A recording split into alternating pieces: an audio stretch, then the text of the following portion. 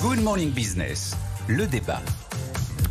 Bruno Le Maire était auditionné hier par le Sénat sur la dérive des comptes publics. L'ancien ministre de l'économie a concédé une erreur technique sur l'évaluation des recettes. Je suis sûr, Jean-Marc, que vous avez regardé ça avec gourmandise, voire avec du popcorn, que ça vous a passionné. La question qui se pose après, qu'est-ce qui s'est passé avec les prévisions économiques? Est-ce que c'est trop grave pour que ça reste à Bercy? Vous voulez carrément privatiser, comme d'habitude, j'ai envie de vous dire, mais là, c'est les prévisions économiques que vous voulez privatiser. Absolument, oui, je pense que ça fait d'ailleurs plusieurs années qu'on se pose la question. Non seulement Bruno Le Maire est intervenu hier, mais la semaine dernière, le président de la Cour des comptes, Pierre Moscovici, a dit aussi qu'il fallait se poser la question de savoir s'il ne fallait pas demander à des organismes privés de faire les prévisions économiques associées à la loi de finances. Alors c'est un débat qui est très ancien parce qu'il avait été lancé par Raymond Barre quand Raymond Barre était Premier ministre dans les années 70. Il avait découlé un rapport qui avait été confié à deux inspecteurs des finances, René Lenoir et Baudouin Pro.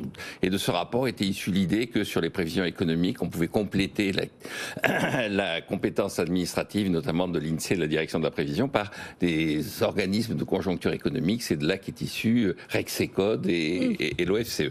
Et puis on a demandé de nouveau son opinion à deux spécialistes, Jean-Luc Tavernier, le directeur général de l'INSEE, Nicolas Véron, et ils ont remis un rapport à l'automne dernier, dans lequel il est indiqué, en matière d'établissement des prévisions économiques, ces trois entités, donc l'OFCE, l'IRES et Rexecode, ont été utilement complétées par la montée en puissance du rôle des organisations internationales et des banques d'investissement.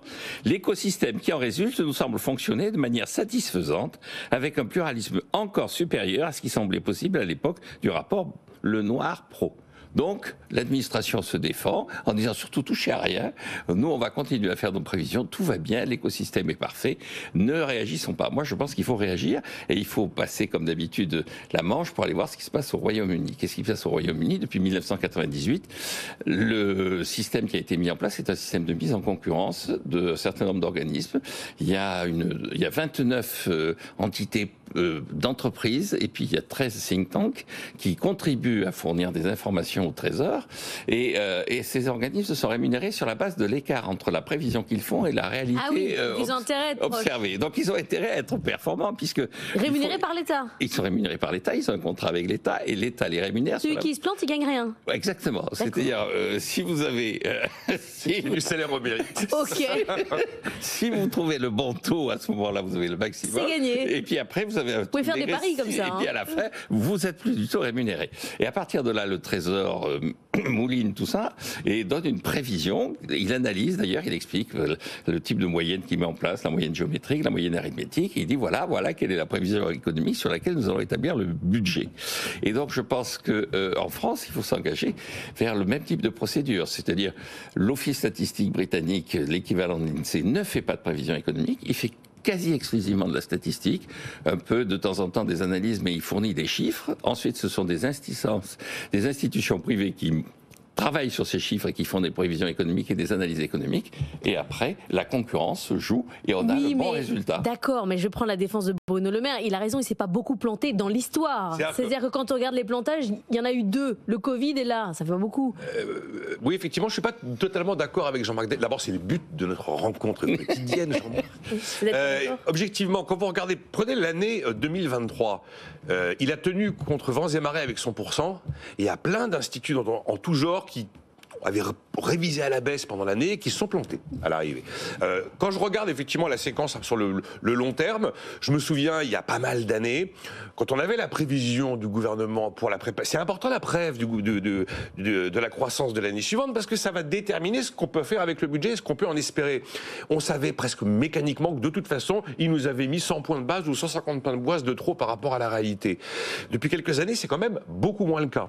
Et quand on regarde les années récentes, c'est vrai qu'on a eu des prévisions qui étaient beaucoup plus réalistes de la part du gouvernement et qui d'ailleurs ont souvent été en ligne avec ce qu'on a observé à la fin. Effectivement, Covid, là, quand on se prend Covid et qu'on fait du moins 8, oui, bon, là, okay. Du 8% de déficit. Donc, est-ce qu'il faut tout raser et considérer qu'il faut délivrer ça dans un nouveau système servi à la concurrence? peut-être pas obligatoirement. Bruno Le Maire a rappelé, et c'est vrai que les Allemands aussi ont été surpris par les moindres recettes fiscales qu'ils ont obtenues, ce qui veut dire que c'est pas exclusivement non plus un phénomène purement franco-français. Et alors en l'occurrence, Pierre Moscovici, il n'est pas sur l'idée qu'on va confier ça à un organisme privé, il est sur l'idée qu'on va confier ça au Haut Conseil des finances publiques, qui est quand même rattaché à la Cour des comptes. C'était exactement la même conclusion qu'on avait dans le rapport du CAE qui a été rendu fin juillet, où il considérait qu'il fallait probablement donner un vrai pouvoir, et pas simplement un pouvoir de consultation, mais un vrai pouvoir au Conseil des finances publiques pour cesser de lire prévisions trop optimistes, mesures non chiffrées, trajectoires incertaines, enfin tout ce genre de conclusions qu'on a l'habitude de lire sous la plume des rapports du Haut Conseil des finances publiques. Mais c'est vrai que depuis quelques années, c'est pas complètement délirant la prévision de croissance qui a pu être formulée par le gouvernement. Après, se poser la question, comme dit Pierre Moscovici, moi je suis prêt à ouvrir le débat, vous inquiétez pas, je vais l'avoir dès 9h. Hein. Évidemment, c'est pour les experts ce genre de sujet. Juste un problème, le Haut Conseil des finances publiques n'a pas la force de frappe pour fournir des prévisions. Et donc il sera obligé à un moment donné de s'adresser à quelqu'un, soit à l'INSEE, et donc soit effectivement... Ou il recrutera les gens du Trésor qui n'ont plus rien à faire. Soit effectivement, on fera à la britannique. Écoutez, allez, on fait jouer la concurrence, et les plus brillants... Devenons britanniques, ça ira plus vite. Ah, ce serait une bonne chose. Mais je ne serais pas du tout contre qu'on fasse un système à la britannique, 3, 4, 5, 6 instituts un peu sérieux, un peu solides, et effectivement que le meilleur gagne. Merci à tous les deux.